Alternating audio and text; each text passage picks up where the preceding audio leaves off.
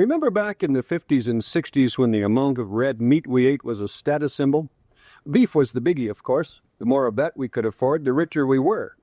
That's the way it was until just a few years ago, and then the well-being syndrome started taking over. Now this well-being syndrome guides our buying habits more than anything but sex. It isn't as though we've lost our need to use food as a status symbol, though. And we're not just looking for healthy food either. If we wanted that, we could go buy some bean sprouts and tofu and call it good.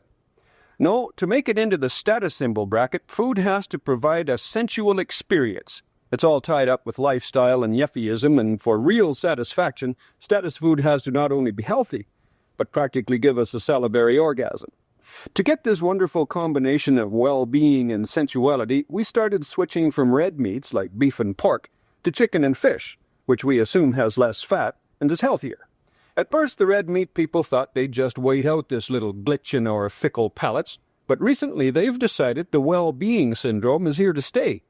One thing that helped them decide that was a 25% drop in red meat consumption from the mid-70s to now that's seen 35 meat plants close and 6,000 jobs disappear. Now the red meat people are trying to figure out how to get us lovely consumers back. One way they're trying is selling leaner meat. For example, the light pork steak, introduced in Ontario by the Ontario Pork Producers Marketing Board a few months ago. In fact, pork today has about 50% less fat than just 10 years ago. So does beef, but the industry hasn't been telling us much about it till recently.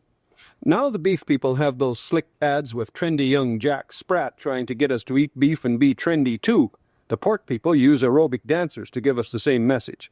They are fervently hoping it's not too late to get us back. And Schneiders of Ontario even has a low-fat processed meat line called Lifestyle. So far, it doesn't look like we finicky consumers have bought much, though. Maybe because processed meat doesn't cut it very well in the snob department.